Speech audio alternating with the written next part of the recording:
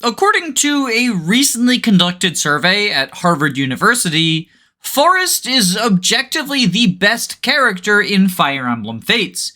And if you disagree, legally I am allowed to throw a raw salmon at you. While Forrest is not an explicitly queer character, he is at the very least a femboy or crossdresser, meaning that bare minimum he is queer adjacent, and as such, it would have been nice if I could have fit him into Pride Month. But unit reviews take a lot of time, and June was a very busy month for me. So I'll have to justify his inclusion in Gay Wrath Month by teaching you how to turn this gentle healer into an absolute fucking nuke.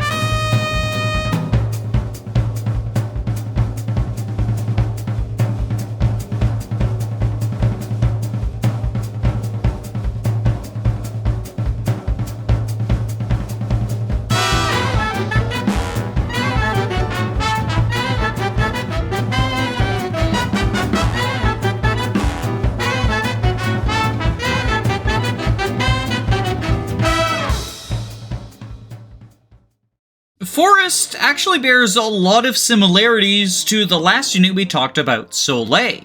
He too is the son of a late joiner. In his case, it's Leo, who joins in the same map as Laszlo, and is similarly a unit good enough to be on a lot of teams, but not as guaranteed as Ryoma and Xander are. Much like Soleil, Forrest has a single super overkill offensive stat. In his case, it's magic, at a 75% growth rate before factoring in his mother. And Forrest is similarly fragile to Soleil, relying on either killing with raw power before getting countered, or utilizing 2 range to avoid counters altogether. But despite these similarities, the two of them do also have quite a lot of differences. While Soleil is a physical unit who wants to slot into either a bow class or soul ninja, Forrest is a magical unit, and the game naturally steers him towards a utility role due to his starting class of Troubadour. Troubadour is a staff-locked class, meaning that it can't do combat initially at all.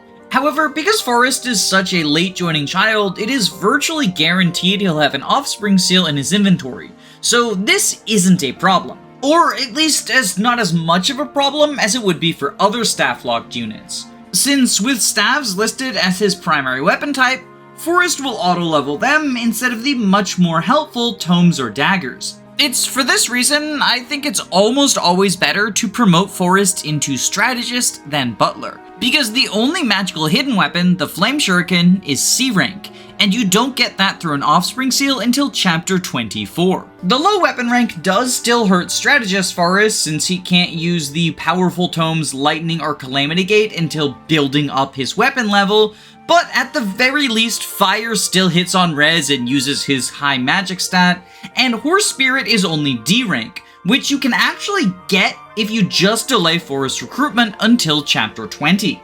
And again, considering how late Leo joins, this isn't even necessarily delaying Forrest recruitment so much as not paralog chaining to rush it. After reaching C rank, the higher ranked tomes aren't really a huge deal until you get to A and S, since Snake Spirit and Excalibur can situationally be pretty useful. So as a tome user, Forrest's weapon ranks aren't terrible, but they are definitely noticeably behind the other mages in the game. Hayato, the best mage in Rev, has D rank in chapter 10, and can easily build up to Calamity Gate before you even have the option to purchase the spell.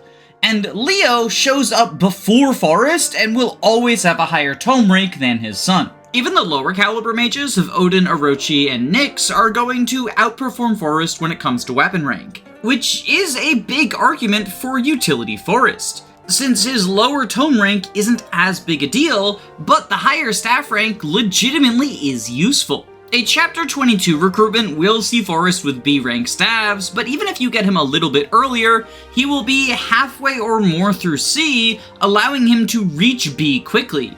And B rank is kind of the final threshold point for useful staves, since the S rank staff of Bifrost is pretty meme-worthy, and the only A rank staves are Great Festal and Fortify, neither of which are particularly valuable. Meanwhile, B rank gives you Hexing Rod and Entrap. Hexing Rod lets you cut an enemy's max HP in half, which can be useful if there is a bulky and dangerous enemy you want to deal with. Ironically, it's not actually all that useful against any of the named bosses, since they tend to be weaker than their minions, but using it on select late game enemies is still a really nice bit of utility.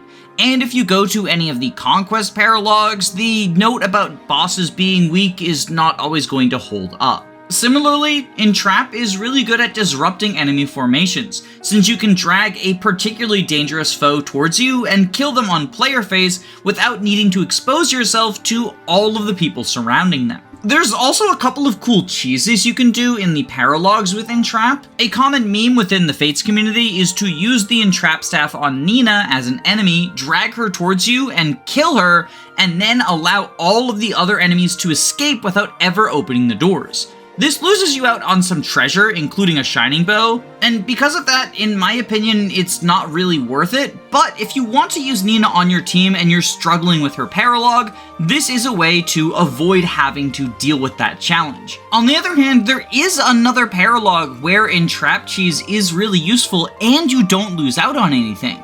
You see, in Paralog 16, Abducted, there is a single Berserker with Lock Touch who serves as a timer of sorts because once he reaches and unlocks the door, he will kill the green unit you want to protect. So if you want to play the map at a more leisurely pace, you can have Forrest use the Entrap staff and yoink the Lock Touch Berserker towards you. That way you are free to slow play and don't risk missing out on Forrest's recruitment. Wait. Fuck, this isn't actually a good use of Entrap for Forrest, is it? Team Flora stays winning, I guess. Well, Forrest can still be useful as a utility staffer with C rank. After all, Wayne Festal, Physic, Silence, and Enfeeble are all quite nice as well.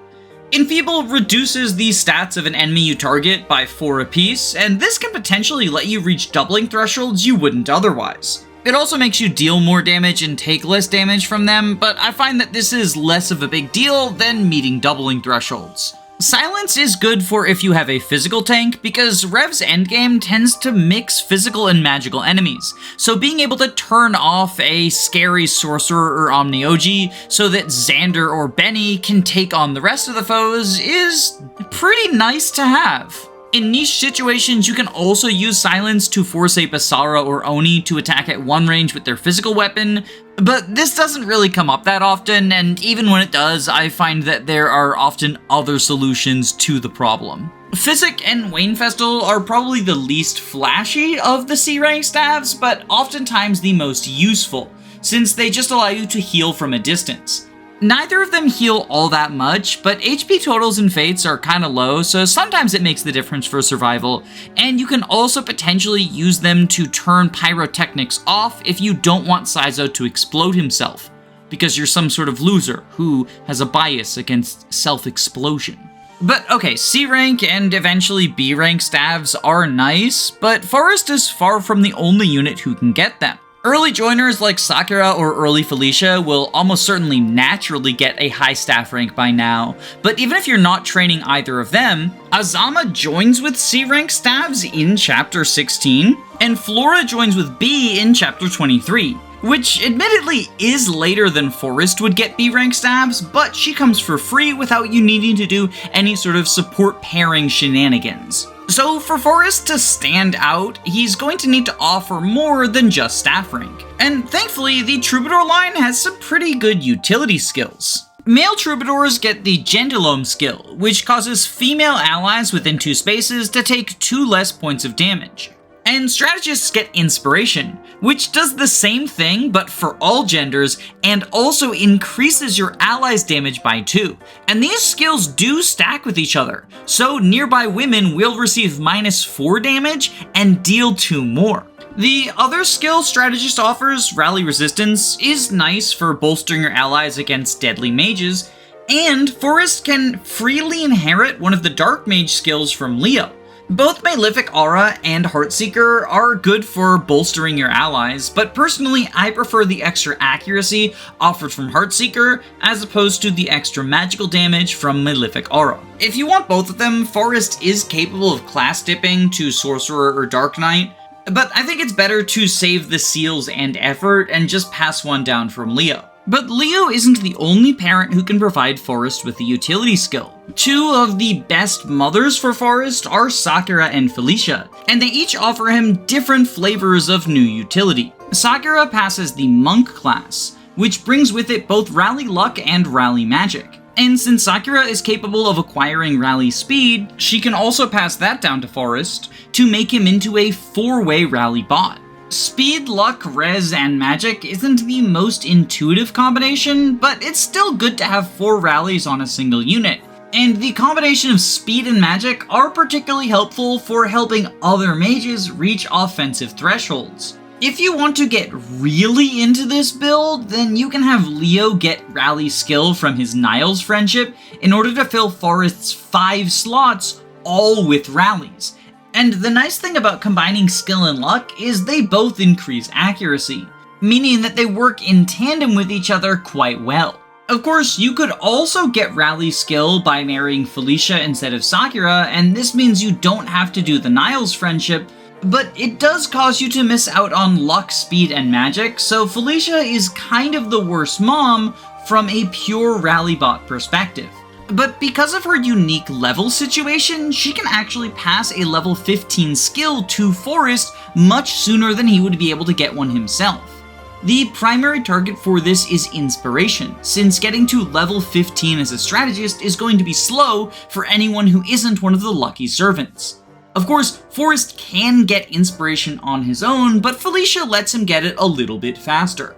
And if you want him to be an Aura bot, not needing to grind him all the way up to promoted 15 is a pretty good way to do that. Of course, the downside here is if you reclass Felicia in order to get Inspiration, then you've kind of already got the early Inspiration bot role covered, and arguably, Forrest isn't even the best child for this particular role, since Jacob's son Dwyer will always inherit at least one level 15 skill, and Inspiration is kind of the go-to for that. But if you're not pairing Jacob, or just prefer the cross-dresser to the lazy boy, then this is probably the most low-effort way to make Forrest useful. It's also worth noting that regardless of what utility skills you give Forrest, being Leo's son gives him Dragon Vein access. So this means that on turns you don't need him to rally or staff, he can potentially activate something that manipulates geography in a way that is beneficial to you.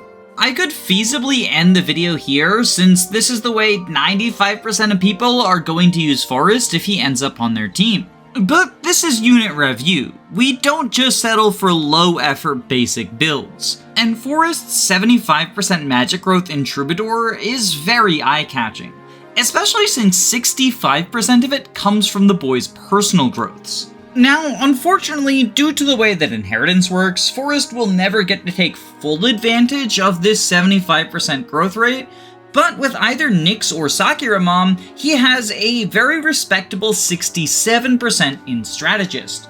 And on reclassing to Sorcerer, you can add an extra 15% to his magic growth, for a grand total of 82%. Although unfortunately, this comes after any auto levels, so you are stuck with only 67% for those, or 72% for any levels that happen due to an offspring seal. Neither of these mothers pass Forrest a particularly good defensive spread, so he's still going to be in the glass cannon role, but he will nuke things like nobody's business. Of these two options, I tend to prefer Sakura because she allows for Tome Fair access, which is just another damage boost. But if you opt for Nyx, you can potentially get Lucky 7 as an accuracy booster, or Movement +1, which is always nice to have.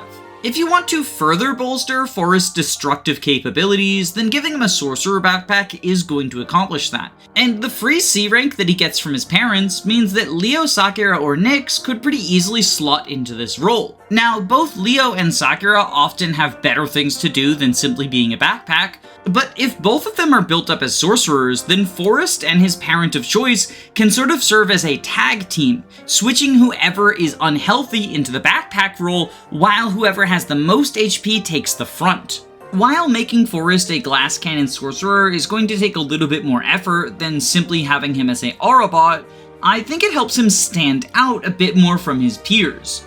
Good mages are already quite rare in Rev, but having such overkill magic is something that only really Forrest, Ophelia, and Rajat can offer. But I'll be honest, I'm still not entirely satisfied with this build, since it doesn't take advantage of the one unique thing Forrest has going for him: his personal skill.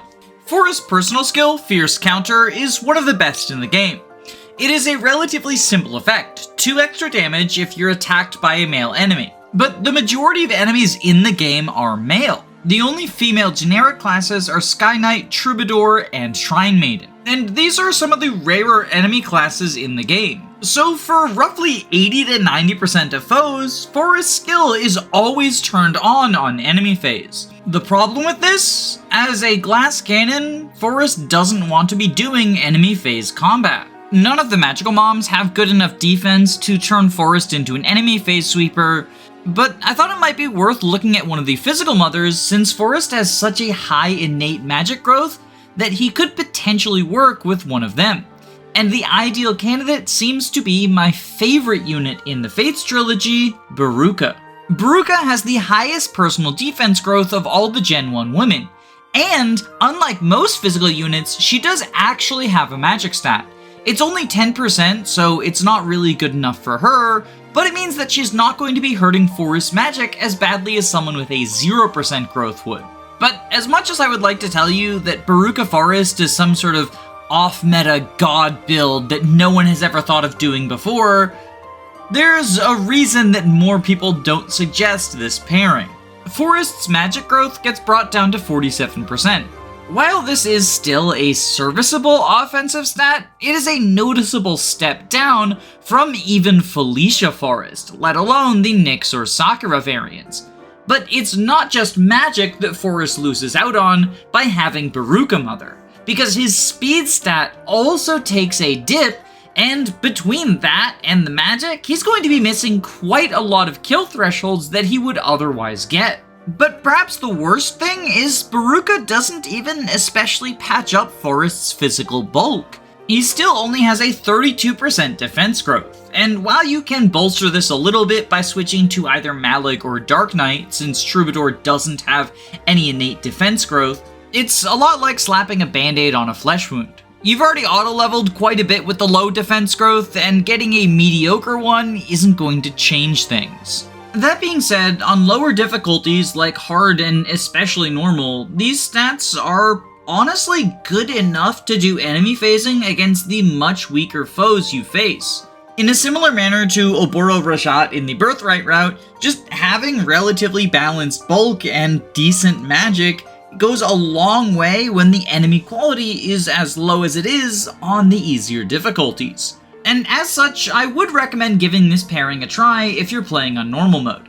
But from the perspective of a lunatic gamer, it's not really worth it. Forrest is just too physically frail to really take advantage of his personal skill.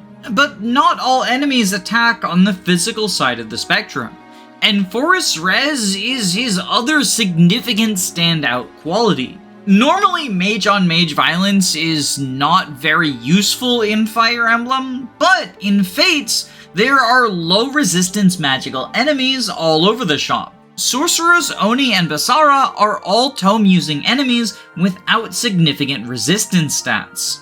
And while Basara and Oni both have access to physical and magical weapons, it's pretty easy to bait them into using their scrolls since both clubs and Naginata are locked to one range. Still, since Rev tends to mix magical and physical enemies in with each other, the opportunities for Forrest to take advantage of his personal skill are few and far between.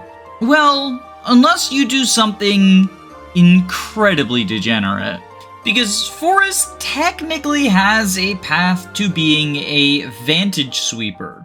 You see, Leo can grab Samurai from his Odin friendship, meaning that he can potentially pass a Vantage down to his son. For the uninitiated, this means that if your health is below 50%, you will always attack before the enemy, even on enemy phase. For a unit with offensive stats as high as Forrest's, this can potentially result in one-shotting foes before they have the chance to fight you. But to do this, you typically need to stack multiple damage buffing skills. Fierce Counter and Malefic Aura are not enough on their own. Thankfully, Shrine Maiden from Sakura Mother can pass down Tome Fair, which is another +5, but that's not the only level 15 skill Sakura can pass down to Forrest. You see, through Hana friendship, Sakura also has access to the Samurai line. So if you get Life and Death on her, and then pass that down to Forrest, then congratulations, he gets 19 points of damage purely from his skills.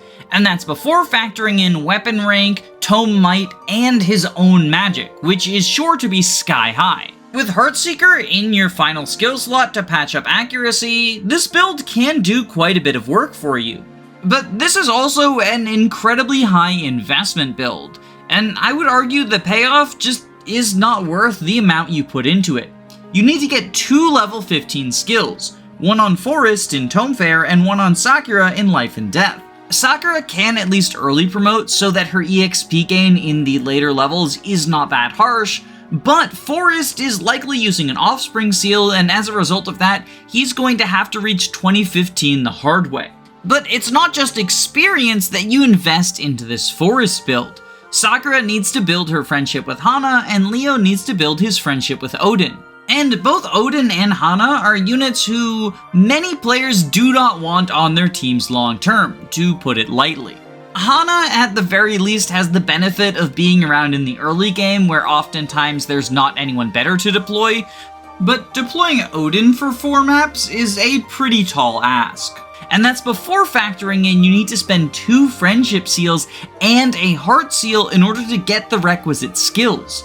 By the time you do all of this, not only have you invested tons of resources into Forrest, but the campaign is also likely close to over. Sure, it can be cool to just Vantage Sweep your way through the last 4 maps, but Forrest isn't even the best candidate for that. Both Ophelia and Orochi offer unique twists on the build that are easier to set up and, in my opinion, have a better success rate. Heck, Sakura, who needs to acquire Life and Death for this build to even work, is also a very popular candidate for a Vantage Sweeper.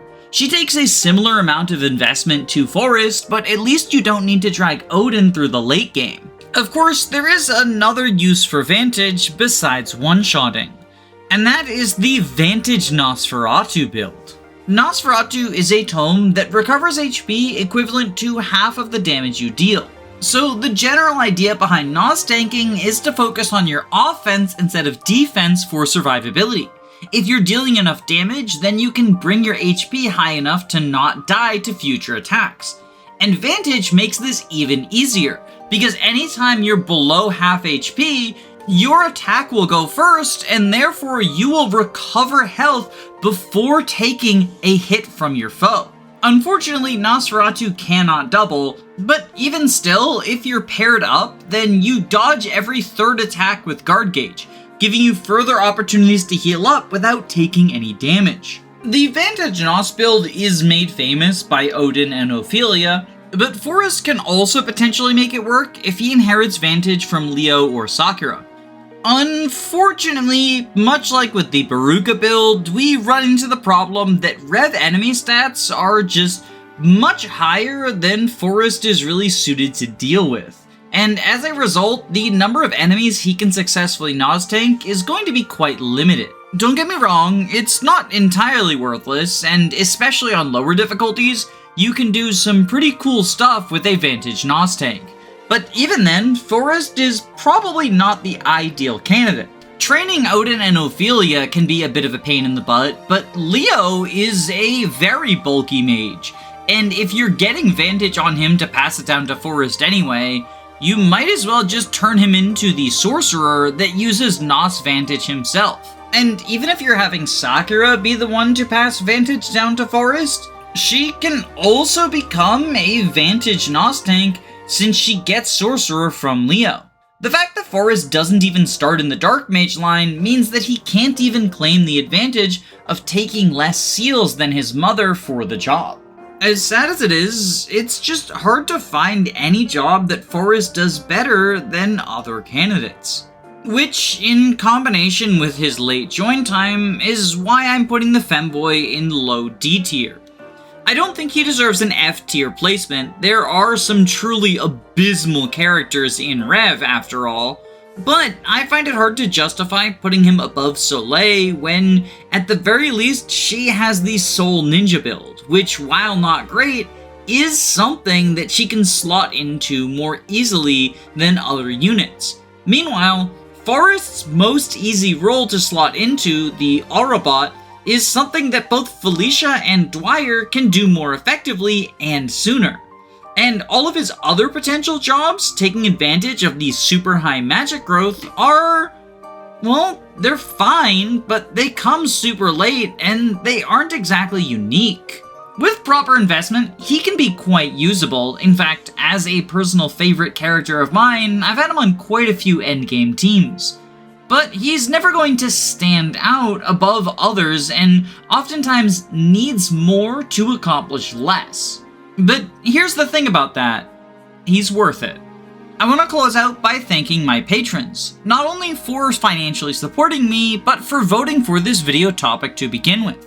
So, thank you Key the Iron Idol, Calamity Callie, Anom Wanderer, A Clever Username of Lies, Jackson McMahon, Saren Gurlixy, Tailored Muffin, Andu, Len, Gameboo, Carosa, Fyrant, Your Doctor, Frozen Helm, Girl Boss, Lizard Bongwater, Christopher Bueno, Marin McLean, Jaden, Reflect, Morton Harkin, Guiji555, Smaz Ruby, Zycrom, Robin D, Alen B, Hound Dogs, Thaythom, Electric Giga, Erica Ford, YLO1, George Grenville the 7th PM, Jamie Collins, Arvis, Crispy Matthews, Floahay, I Like Rattata, Henry Fint, Amy Hazel, Neas Costa, Faulty Videos, Lyra, Kyle Madison, Derek Williams, Just Riley, Anna Cabana, Some Trades, The Daily Fugle, Faye, Magic Pipe, Sardonic News, Psych, Chris, Root Beer Pants, Queen Eliza, Aerith Emblem, Control Daegis, Roman Chromantic, Nick Knack Hammersmack, Mike, Lepton, Bosnian Dave, SUP, Caius Cole, Heistiklop,